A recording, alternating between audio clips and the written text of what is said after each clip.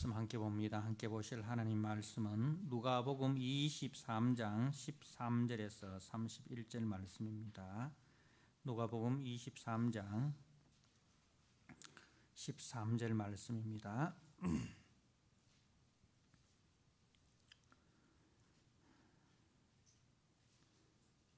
빌라도가 대제사장들과 관리들과 백성을 불러 모으고 이르러 너희가 이 사람이 백성을 미혹하는 자라 하여 내게 끌고 왔도다.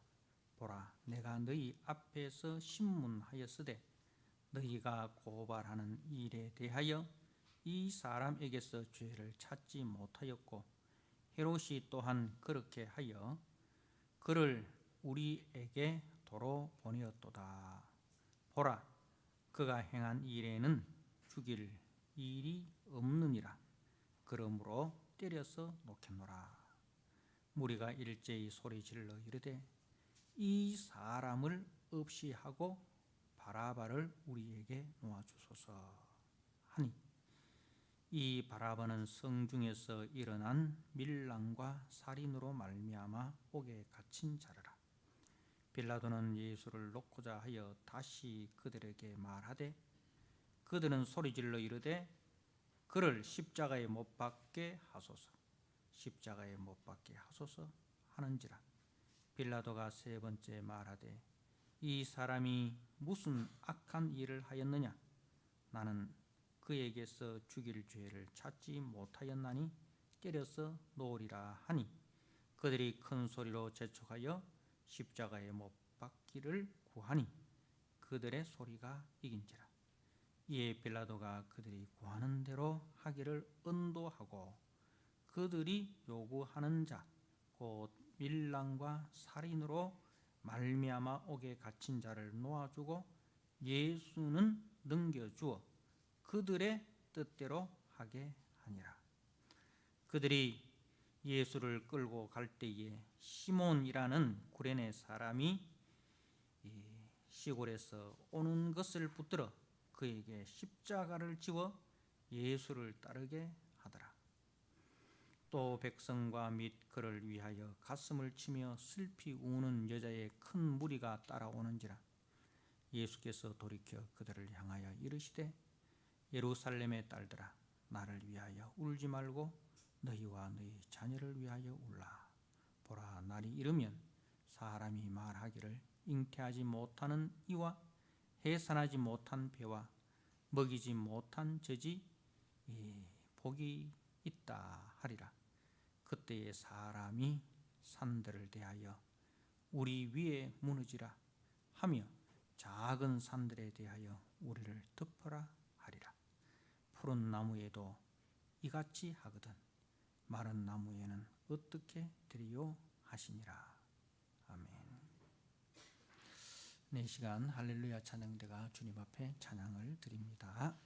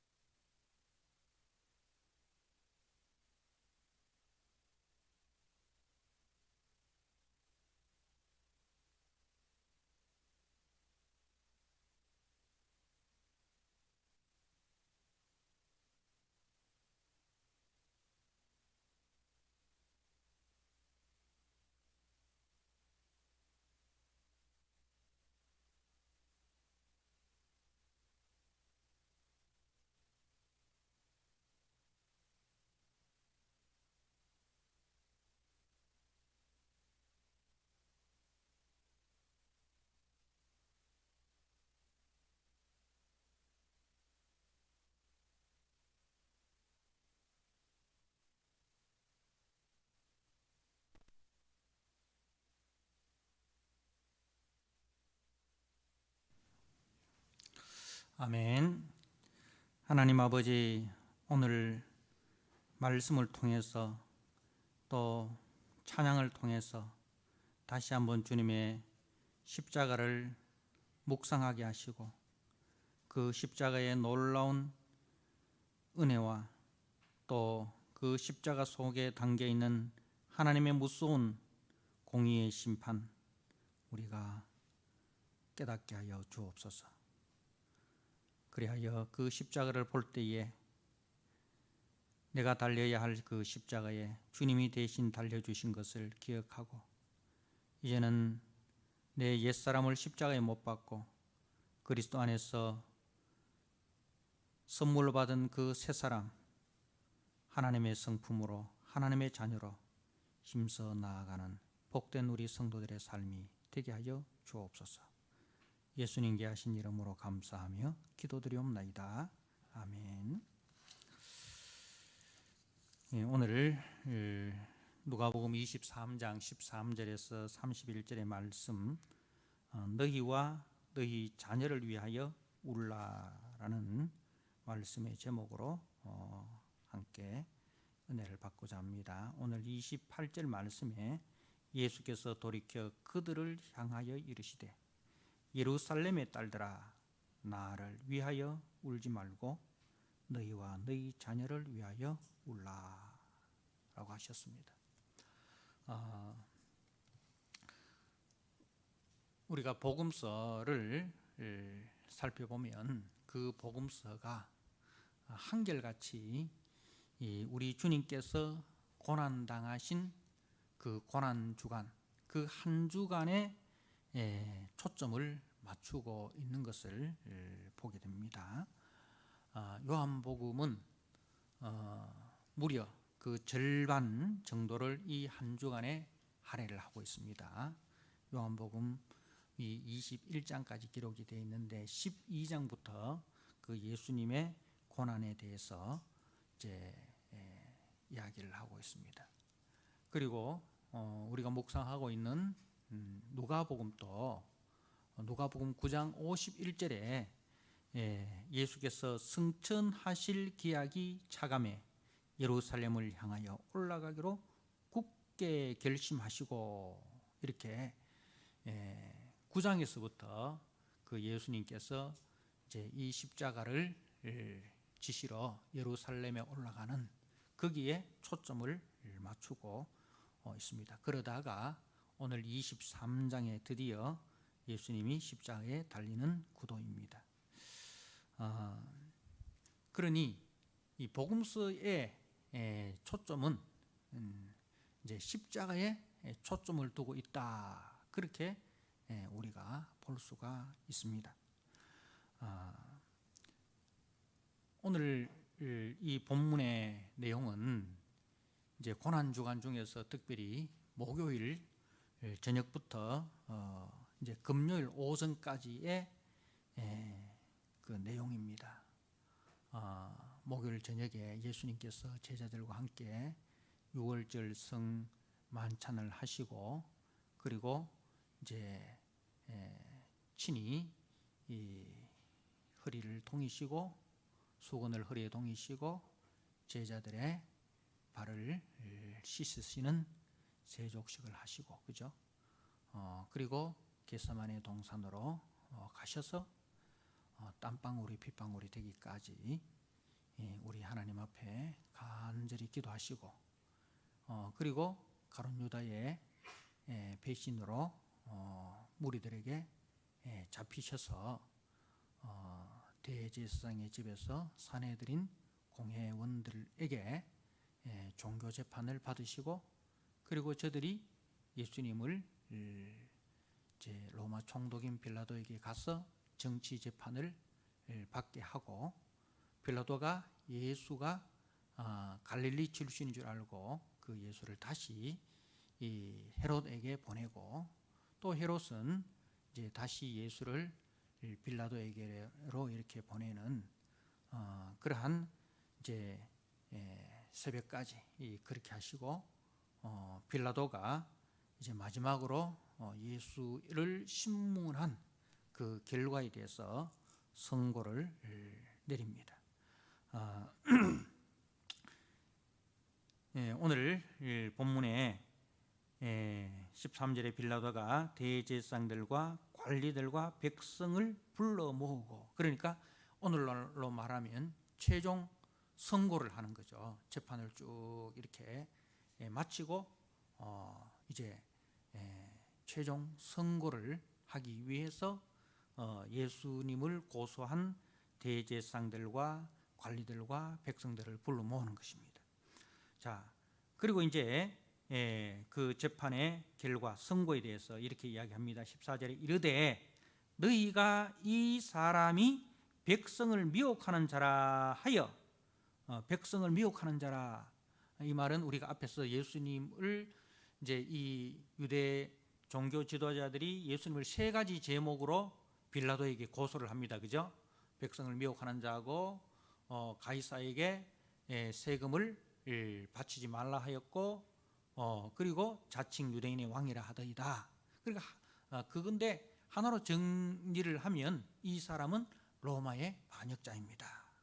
로마의 황제에 대해서 자칭 자기가 왕이라 하고, 그리고 로마 황제에게 반드시 바쳐야 할 그 국세를 바치지 말라고 한, 한마디로 말하면 이 사람은 로마의 반역자입니다. 가이사의 반역자입니다. 라고 이제 해서 내게로 끌고 왔는데, 그래서 정치적인 재판을 받기 위해서 내게로 끌고 왔는데, 보라, 내가 너희 앞에서 신문하였으되, 신문하는 것을 가만히 신문한 게 아니고 너희들 앞에서 공개적으로 신문했다 이 말입니다. 그죠? 빌라도가 공개적으로 신문했고 또 헤롯도 공개적으로 신문을 했다 이 말입니다. 자, 신문했는데 너희가 고발하는 일에 대하여 이 사람에게서 죄를 찾지 못하였고, 그러니까 예수는 정치적인 부분에 있어서 무죄하다 이 말입니다. 로마에 대한 반역을 하지도 않았고, 그래서 형법상으로 이 사람은 아무런 죄가 없다. 자, 또 나만 그렇게 생각한 것이 아니라 15절에 헤롯이 또한 그렇게 하여, 헤롯도 그 부분에 대해서 신문을 했는데 헤롯도 그렇게 하여 그를 우리에게 도로 보내었도다. 헤롯도 나와 같이 신문을 했는데 헤롯도 무죄하다는 것을 이제 알고 내게로 다시 보내었다. 자, 보라, 그가 행한 일에는 죽일 일이 없느니라. 그러니까 형법상 그런 죄가 없다. 그러므로 때려서 놓겠느라. 그러면 무죄한데 왜 때려서 놓느냐 이 말이에요. 그냥 무죄하다 이렇게 보내야 되는데 왜 때려서 놓느냐. 백성들의 분노를 좀 누그러뜨리기 위해서, 그죠? 그 여론을 의식해서 내가 여론을 참작해서 때려서 놓겠다. 그렇게 이제 이 빌라도가 최종 선고를 내립니다.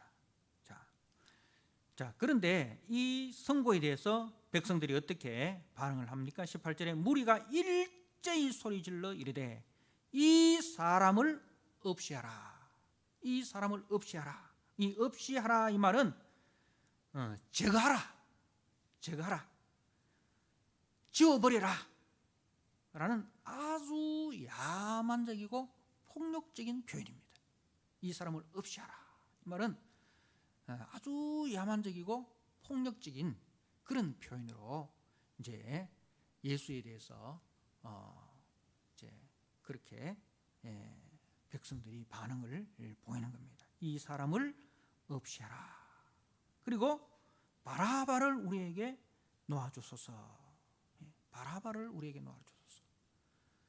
그러면 이 바라바가 누구냐? 19절에 이 바라바는 성중에서 일어난 밀랑과 살인으로 말미암아 옥에 갇힌 자라. 밀랑과 살인 이런 말은 이제 그 로마에 대해서 이제 그 반기를 들었다 이 말입니다. 우리로 말할 것 같으면 이제 일제 시대 때에 총독부를 총독부나 또 일본 경찰서나 일본 그 요인을 암살하고, 그리고 이제 백성들을 이제 부추겨 가지고 선동해서 그 항일운동한 그런 사람. 그러니까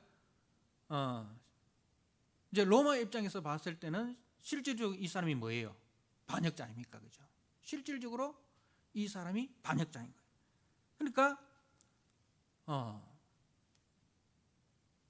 백성들이 예수를 무슨 죄로 고소를 합니까? 로마의 반역자다. 가이사에게 세금 내는 것을 금하고 자신이 왕이라. 로마에 대한 반역이요, 가이사에 대한 반역자라고 해서 이제 그 로마의 형법에 따라서 이런 사람은, 로마의 반역을 한 사람은 십자가에 못 박는 그 벌을 내리는데, 그 예수를 그렇게 고소를 했단 말입니다. 그런데 로마의 총독이 신문을 한 결과 그것은 사실이 아니더라 이거예요. 그것은 사실이 아니더라. 그 부분에 있어서 예수는 무죄하더라 이거예요. 그래서 내가 무죄를 선고하고 너희들을, 여론을 내가 참작해서 때려서 놓겠다, 그렇게 한 거잖아요. 자, 그런데 이제 실질적으로 로마에 반역을 한 바라바를 놓아달라는 것은, 이거는 앞뒤가 안 맞는 거예요, 그죠?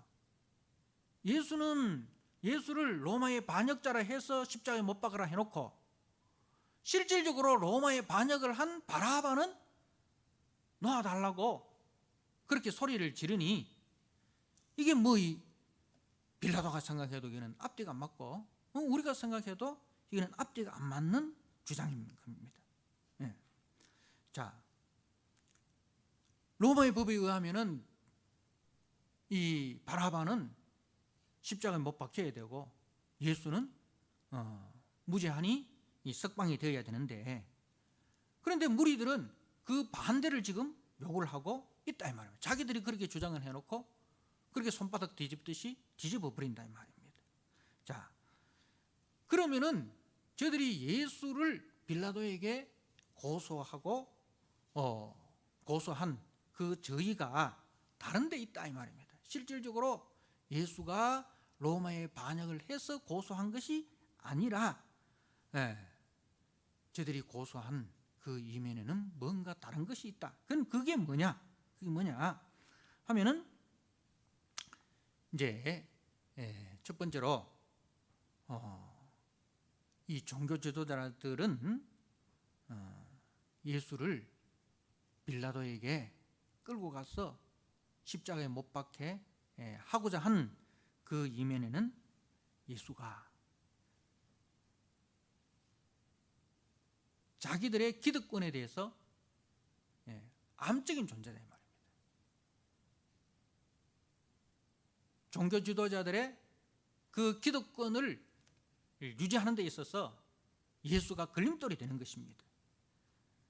그래서 그 예수가 자기들의 기득권을 유지하는 데 걸림돌이 되니까 로마 법을 이용해서 없이하려고 했던 것입니다.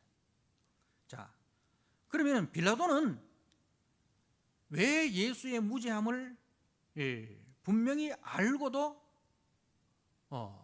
예수를 십자가에 내어주었느냐? 그것은 이 빌라도는 유대인의 환심을 사기 위해서입니다. 유대인들의 환심을 사기 위해서, 밀란이 일어날까 염려가 되고, 유대인들의 그 환심을 얻어가지고 이제 점수를 많이 얻어서 유대를 잘 통치하였다, 이런 이제 보고가 올라가야 또 자기가 승진이 되는 거예요. 그래서 이 빌라도는 그러한 목적 때문에 예수를 십자가에 내어준 것입니다. 그러니까 예수의 재판은, 예수님의 이 재판은 진리와 공의와 사실을 따라서 한 재판이 아니라 인간의 거짓과 시기와 욕망에 의해서 조작된 것이다는 것입니다. 다시 말해서 예수님의 죽음은 죄인의 죽음이 아니라 의인의 죽음이었다는 것을 말씀하고자 함입니다. 예수님은 죽을 죄가 없는 분이신데, 무죄하신 분이신데 스스로 자신을 죽음 앞에 내어 주신 것입니다. 그래서 고린도후서 5장 21절 말씀에 하나님이 죄를 알지도 못하신 자로 우리를 대신하여 죄를 삼으십니다. 하나님이 죄를 알지도 못하시는 이를 우리를 대신하여 죄를 삼으십니다 하는 것입니다.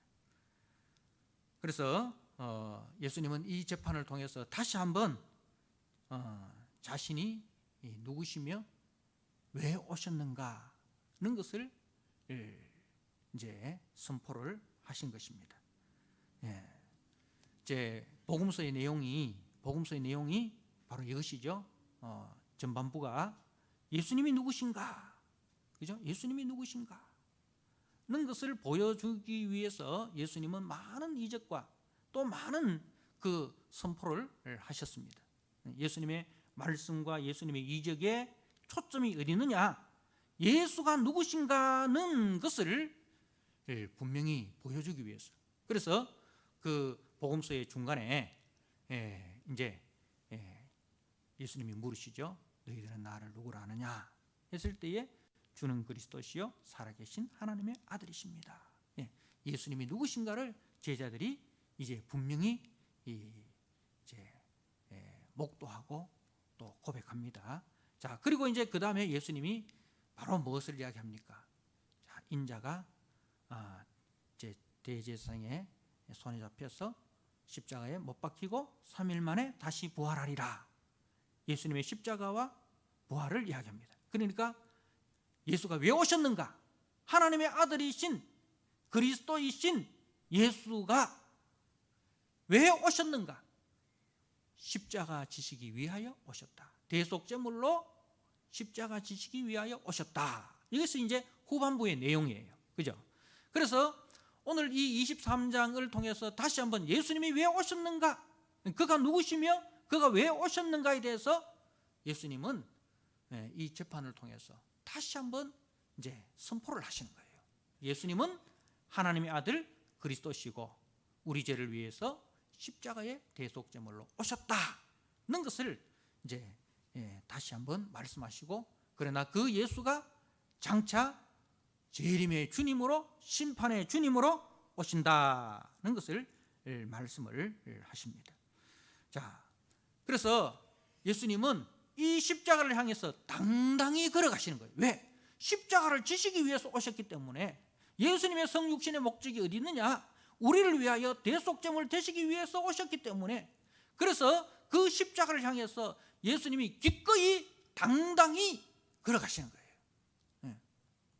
자, 사랑하는 성도 여러분, 그렇지만은 우리 주님이 이 십자가를 지시고 골고다 언덕을 올라가실 때는 기진맥진하셨습니다.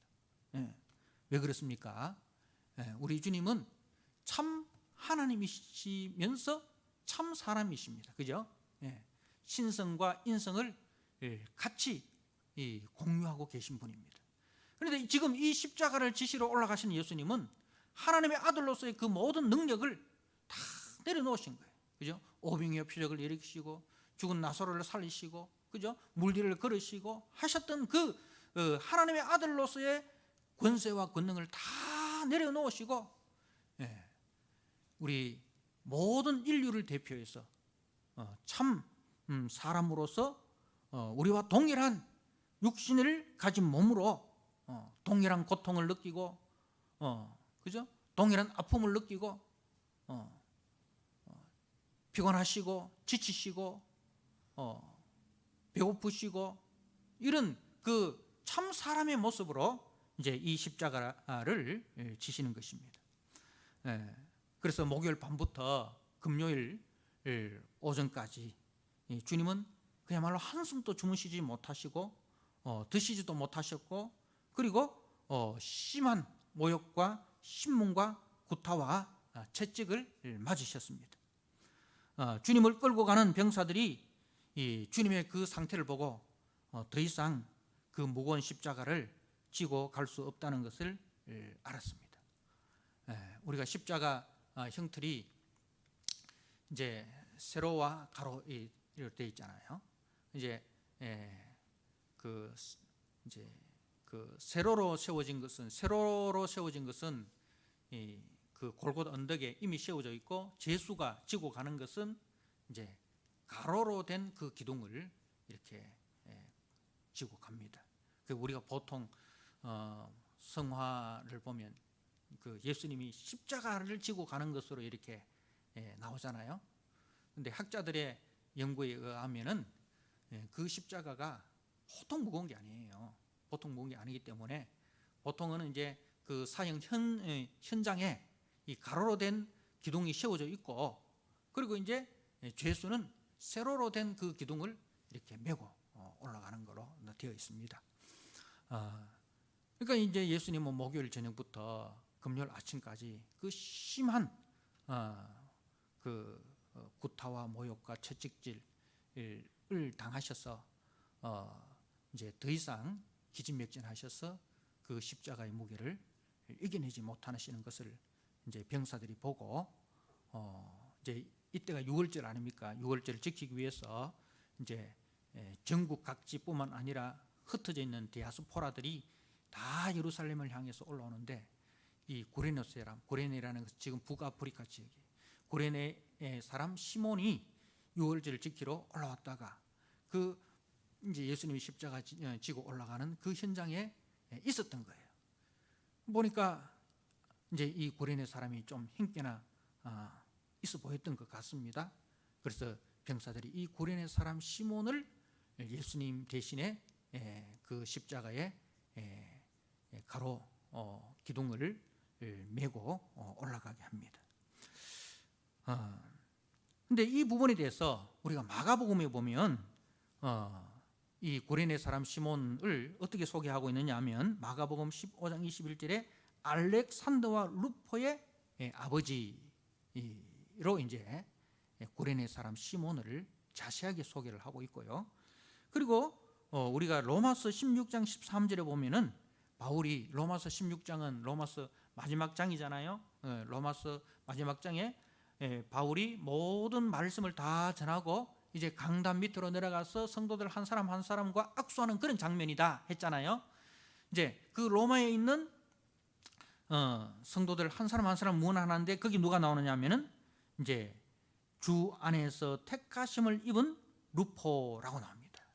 주 안에서 택하심을 받은 루포. 그러니까 이제 그 알렉산더와 루포의 아버지 이 시몬, 구레네 사람 시몬, 그리고 그 시몬을 통해서 그 자녀들이, 그 가족들이 다 예수를 믿게 되고, 그리고 충성된 일꾼이 되었다 이 말입니다. 충성된 일꾼이 되었다. 사랑하는 성도 여러분, 시몬이 말입니다, 6월절 지키러 왔다가 죄인이 지고 가는 그 무서운, 수치스러운, 무섭고도 수치스러운 그 십자가를 대신 지고 갈 때, 그 십자가의 의미를 모를 때는 어떤 생각이 들었습니까? 오늘 재수 더럽게 없다. 그죠? 하필 왜 내가 당첨되었을까?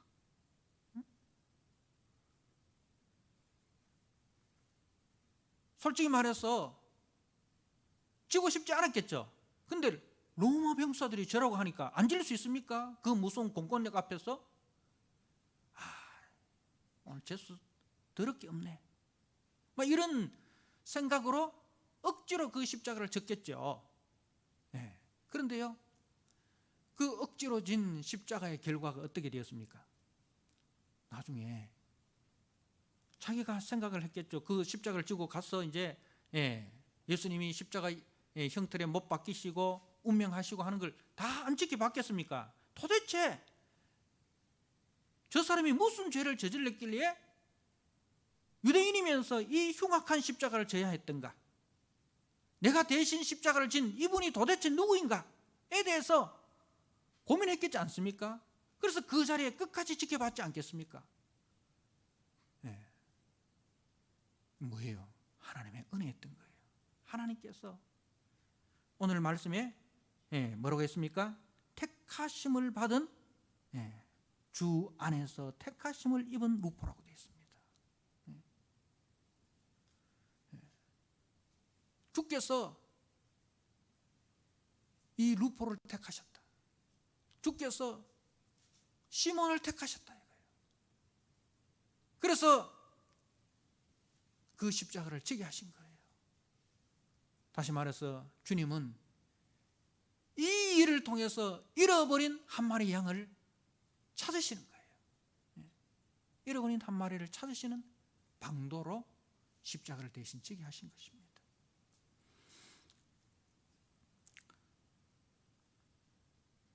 그렇습니다. 여러분, 우리가 지금은 내가 왜 다른 사람을 대신해서 희생을 해야 되고 내가 왜 다른 사람을 대신해서 십자가를 져야 되는가? 그죠? 이해가 안 되어도 내 앞에 놓인 그 십자가를 지고 가는 것이 그것이 나를 구원하기 위한 하나님의 은혜의 통로라는 사실을 우리는 기억을 해야 됩니다. 그렇기 때문에 참 제자는 주님을 좋아하고 주님의 말씀에 동의하는 것만으로는 부족합니다. 때로는 억울하고 때로는 이해가 되지 않고 때로는 지치고 피곤하고 힘들어도 주님처럼 자신에게 지워진 그 십자가를 참고 지고 가는 어리석음이 있어야 합니다. 우리가 주님을 위해서, 주님의 몸된 교회를 위해서, 그리고 주께서 불러주신 그 가정을 위해서, 주께서 함께 세워주신 그 형제를 위해서 때로는 좀 억울하고 때로는 손해가 되고 때로는 이해가 되지 않아도 그것이 내가 져야 할 십자가인 줄 알고 그 십자가를 지고 그 십자가 때문에 땀을 흘리고 그 십자가를 묵묵히 감당하기 위해서 주님 앞에 기도하고 눈물을 흘리면서 걸어가는 그것이 그 어리석음이 지혜가 되는 것이에요. 지나고 보니까 그것이 은혜 위에 은혜더라. 지금은 내만 생각하고 내 이익만 생각하고 내 유익만 생각하고 그래서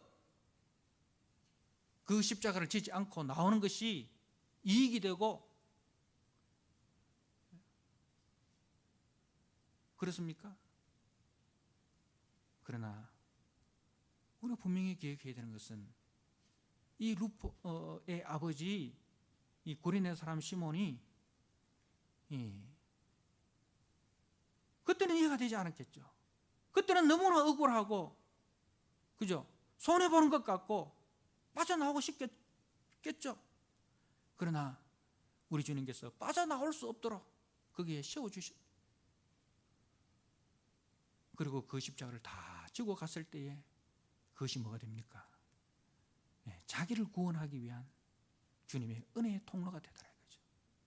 자기 가정을 구원하기 위한 주님의 은혜의 통로가 되었더라는 것입니다.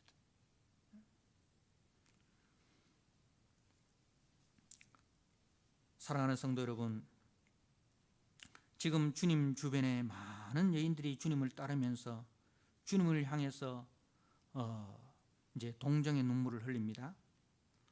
27절 말씀에 보니까 또 백성과 및 그를 위하여 가슴을 치며 슬피 우는 여자의 무리가 큰 무리가 따라오는지라 예수께서 돌이켜 그들을 향하여 이르시되 예루살렘의 딸들아 예루살렘의 딸들아 나를 위하여 울지 말고 너희와 너희 자녀를 위하여 울어라. 나를 위해서 울지 말고. 이 여인들이 저 죄 없는 예수가 십자가에 달린다는 것에 대해서 동정의 눈물을 흘리는 것이 동정의 눈물을 흘리는 거예요. 동정의 눈물. 그런데 주님이 뭐라고 말씀하십니까? 정작 통곡하고 슬퍼해야 될 대상은 너희와 너희 자녀들이다. 나는 이 십자가를 통해서 인류를 구원하는 희생양이 되는 것이다. 이 일은 헛된 것이 아니고 억울한 것이 아니고 나는 인류를 구원하기 위해서 자발적으로 이 십자가를 당당히 지고 가는 거야. 이 십자가가 인류를 구원한 유일한 길이기 때문에 예수님은 당당히 걸어가는 거예요. 그런데 그걸 알지 못하는 사람들은 동정의 눈물을 흘리는 거예요. 그런데 주님이 뭐라고 말씀하십니까? 29절에 보라, 날이 이르면 사람이 말하기를 잉태하지 못한 이와 해산하지 못한 배와 먹이지 못한 젖이 복이 있다. 무슨 말이냐 하면, 여러분 고대 사회에 있어서 여인들이 아기를 못 낳으면 그건 저주예요. 여인들이 결혼을 해서 아기를 많이 낳아야 그게 이제 복이에요. 그러니까 우리가 한당의 기도를 보면 그 여인이, 결혼한 여인이 아기가 없다는 것이 얼마나 참 큰 수치고 고통인지를 아시겠죠? 그런데 뭐라고 이야기합니까? 너희들이 그렇게 자랑하는 자녀들, 근데 그 자녀 없는 사람이 그날에는 더 큰 복이다. 잉태하지 못하고 해산하지 못하고 먹이지 못한 젖이 복이 있다. 왜? 30절에 그때에 사람이 산들에 대하여 우리 위에 무너지라, 작은 산들에 대하여 우리를 덮으라 하리라. 말은 뭐냐면은 예수님을 십자가에 못 박인 그 죄에 대해서, 예수님을 배척한 그 죄에 대해서 반드시 하나님께서 공의로 심판을 하실 터인데, 예수님이 죽으시고 얼마 뒤에 AD 70년에 로마의 티토스 장군에 의해서 그 예루살렘이 그야말로 성전이 돌 위에 돌 하나도 남기지 않고 다 무너지게 되고, 그 예루살렘 성전이 회파되고 예루살렘 성이 다 이렇게 그야말로 박살이 나는 거예요. 그래서 마사다 항전이라 해서 최후의 항전을 하자 했던 사람들이 다 죽은 거예요.